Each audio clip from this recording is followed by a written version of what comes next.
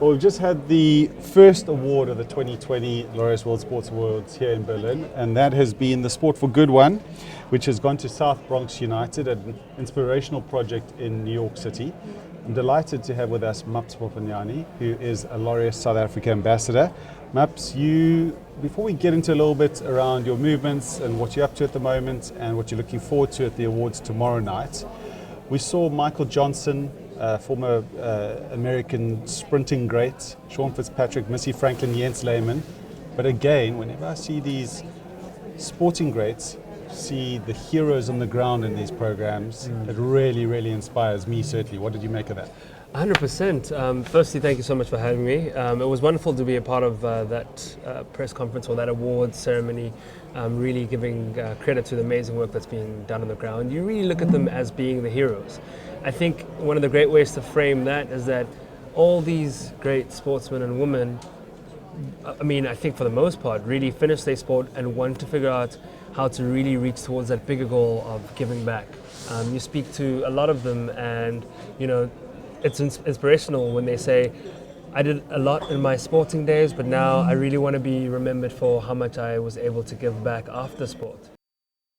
To see them aspiring to essentially be like our people on the ground part of Laureus, yes. Who just inspire me every day and wanting to do more somehow. It just makes it such a pleasure to be a part of the organization and just makes me want to be stuck in a whole lot more. It's phenomenal the kind of programs they come up with. South Brooklyn United was just amazing to see. Just what they're doing there. The SBU kids seem to be so happy. There was Maria and Mohammed up there on stage and spoke about their experiences, their struggles with being recognized as even belonging anyway. There's lots of crime. It's the highest poverty rate is right there in the Bronx in America. And it's great to see how the sporting programs have changed their lives and the lives of their friends around them. And it just goes to show of the 200 programs in Laureus, just how effective it can be and how special it is that we keep something like this alive and running and kicking and make sure that people are aware about it as possible. And that, the awards tomorrow, exciting as they are, is always just the tiniest piece of what Laureus is about. In fact, it's not really what Laureus is about at all, but it's really essentially about the greatness you can achieve through sport. But more than that, with the awards, it's about how all these incredible people all have a common goal of supporting this kind of award ceremony to shed light on just how important the work on the ground is. Yeah, absolutely. Well said. So you joined officially the Laureus family during the course of last year. I was very lucky enough to be at the day where you were announced as an ambassador down in Cape Town. A really good day out. It was linked to the National Summit. And then also you got to show off your skateboarding skills. Before we talk a little bit about that and what that day was like, I first want to know where you learned how to skateboard. So I used to mess around with my older brother on the skateboard. He's about 6 years older than me, and he's about 60 generations cooler than me. And I used to just do whatever he did, and we used to mess around a lot on our streets and just try and skate. And that's kind of where I remember it from. And then I stopped because I played lots of sports in school, and with skateboarding, anything can be. Yeah. And the injury ratio just absolutely, it's exponential. And I would be, playing for one of our A or first teams at school, and then go skating on the weekend and, sprain an ankle, but get back the next day and then break an break an arm, and then mess up your elbow. It's if you just mess up one small thing, but it really does make you pretty tough, And it's also great. It's just a great form of transportation as well. So we used to mess around a lot as kids skateboarding, and my brother taught me pretty much everything I know in that regard. He actually was a professional snowboarder. Very random story. That's another conversation for another day. Yes, I know everything you're thinking. Johannesburg, exactly. Black Sowetan boy. I'm making note of this right now because that's follow up. I myself have never gone skateboarding snowboarding or skiing. So it's one of those random things that my parents, in fact, till this day still call it skateboarding. They think he was a professional skateboarder. Skateboarding in the cold, essentially, is what they think, which is not too far off, but just to show you how foreign it was to all of us. So That's when I learned how to skate, and very decent skater, but nothing like some of the kids we got to see today in the program with Tony Hawk, which he got to sort of headline, and it was amazing to see all the, the participation from all the little kids there who just absolutely embarrass you. I got back on the board again today, and you get these nostalgic memories of just those wonderful things you can't do anymore. And as I was... You are nearly 30, right? So the body's starting to give up on you a bit. Totally. And I was sort of riding, and I was sort of slowly ambling along, and these two, must have been 6 or 7 year old girls, just whiz past me, go down the bowl, and I'm just like, I just can't do that anymore. And I was just too scared to drop again. But it's just so much fun to see how much focus and passion is put into it, and got to see a beautiful moment of Tony Hawk being interviewed by these little kids in like a serious conversation, and he really, gave them his full attention, and I think it's the most beautiful part of the game, to kind of take everything you've learned and everything you've managed to achieve and accomplish, and to be able to make people who are coming after you feel some sort of motivation and inspiration. And that anything is possible. But the best thing about these programs through that is obviously not everyone's going to get a chance to even be close to a pro, but just how much you learn about life is what makes it really, really special. And if you get to interview Tony Hawk and you're an 8-year-old boy or girl like I was seeing today, that kind of opens the floodgates for any kind of dream. Because if you're going to do that then imagine what you could do. That's so true. Yeah. So true. You wear many hats, literally, but I know that you are incredibly busy. Just give us a little snapshot of what life is like for you at the moment. I know you've got a restaurant business that you opened. You're traveling the world. Yeah. Life is kind of just still go. Been very fortunate to have some sort of remote interest around me over the years. And still very kind of busy with all the media and television work. I just finished producing and exec producing my first film, which I'm super excited about. We just wrapped the other day, and it should come out by the end of the year. Thank you very much. Feature film co-produced with Terry Peto. Should be South African based film. Yeah, South African based feature film. So will be a lot of fun. I'd love to dabble in a couple other things. So I just opened a burger joint called Buns Out, and I swear it's a family joint, and it's been going far better than expected. And other than that, getting to host and present different events around the world, be able to be a part of some great work with organizations such as Laureus, also a UNICEF ambassador as well, advocate for the great work that they do, and really pushing an agenda of youth and education through everything. I'm kind of trying to make the main focus about everything else, which essentially does the window dressing to be able to focus on the heart of social issues. And so youth and education is something that's been a big drive, together with the power of sport through all of that.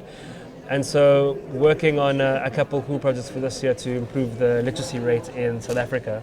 You're sitting with about 79% of young South Africans in grade 4 that can't read. And I figure, if you're able to change that kind of statistic, then you probably are able to change a great deal in the country fundamentally. And it's really sad that that's the case. And I think of the opportunities that I've had in life and all the things I've been able to do and the kind of schools I've been able to go to through lots of sacrifice and hard work from my parents and circumstances coming together. The fact that these young kids could harbor so much more intelligence and talent, but that will always be latent because we'll actually never be able to be opened up to everything else. Their world will never actually get a chance to be fully seen because those opportunities won't be available to them, and it's important to be able to give that back so that they have a fair chance and a fair shot at life as well. So yeah, and then hopefully be able to give shorter answers when someone says, give me a snapshot. No, that's a very good detailed snapshot. I like that a lot. But maybe by extension on the point you just made, because there was another question I wanted to answer, but I see some similarities there. We here at the awards, obviously, and the Springboks are nominated for Team of the Year. We think that they're going to be, it'll be a close run thing. We so they end desperately hope they do. So they end with a very good shot. But perhaps your thoughts on that moment. Siya Kolisi lifting the World Cup. South Africa is a country that has a lot of problems, still has a a long way to go. I don't think any South Africans are naive about that point, or most aren't, certainly. Did that moment move that needle for you at all, personally? I mean, absolutely. I think as far as sport in South Africa goes over the last 10 years, I'd say, in fact, over the last 20 years, 20 years, I'd say the top three,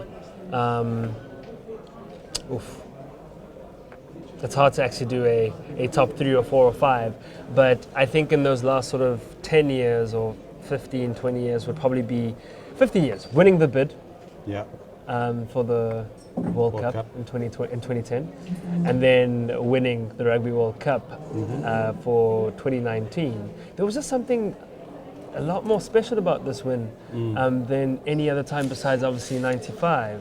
And of course, there have only been 3, but it feels as if we all desperately needed this one. And we're at just such a lull and such a slump across a lot of our sports, a lot of our key sports, and it's been a pretty tough time where, if there isn't, for lack of a better term, choking I think is always harsh, so suffocating at the last moment in other sports.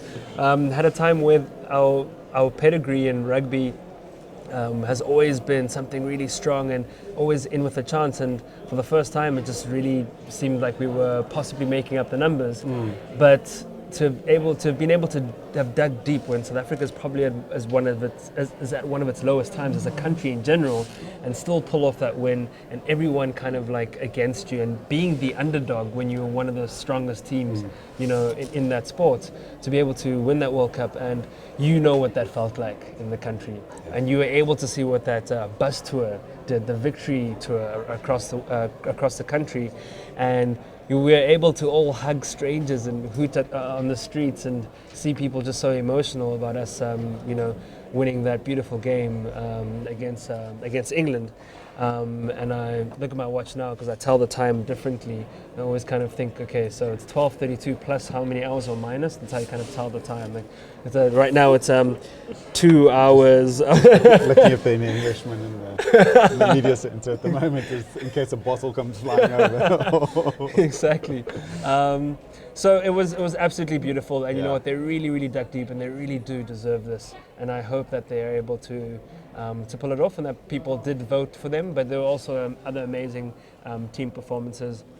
One of the ones being how the Raptors were able to bring Canada their first, their first NBA Finals victory, or playoff Finals victory, and that was also huge. And I'm a huge sporting fan and understand the value of all of these things. But obviously, you take what hits you most personally, and it was great for the Raptors and Raptors supporters, but I mean, this was great for our entire country, and actually creating a greater social cohesion and allowing us to step back and observe and try to figure out exactly where we are and what we can do when we combine forces, and just how beautiful we are when we do work together and make things happen. And that's something that Sia highlighted, and I really hope that it's further highlighted by showing just how that echo has run through the world.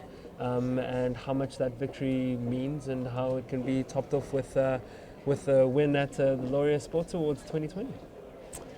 Final one, your first ultimate true sporting love is, as in sport to play.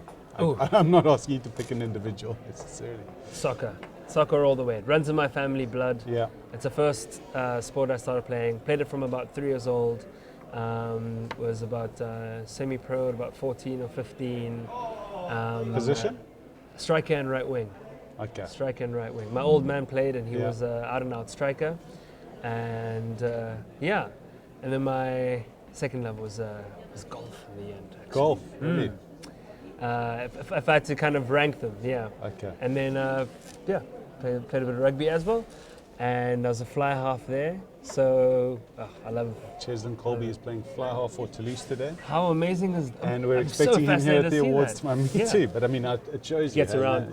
Man of so many talents. Yeah, absolutely. And it's only right that he's there and then here the next second, because I feel like that's how he approaches every single moment on the field Slides as well. his way straight through the boarding gates and he's on the Exactly. Maps, thank you so much for your time. Really appreciate it. Great to see you here. Thank you very Enjoy much. the festivities. Enjoy the red carpets. I believe you're doing some behind the scenes stuff for Laureus, is that right? Absolutely, looking forward to that. So taking over the Laureus account and bringing all the action to everyone back at home on social media, on your mobile devices. Going to be catching up with a lot of the different sporting people and tell you exactly what's happening ahead of the awards, what to expect, and hopefully some great cheeky moments on the red carpet too. Fantastic. Have a good time. Thanks so much Thank you for your very much, time. John. Cheers. Great work. Thank you, Maps. Cheers. Thank you very much, guys. That's Thanks, Maps man. Maponyane. We will catch up with you guys later. Remember, you can go to jacarandafm.com for all of these videos on demand, as well as the podcast as well. And we'll be bringing you some of the other sporting grades shortly. They're just across in the horseshoe, and we'll start bringing them across. Stay tuned. Cheers.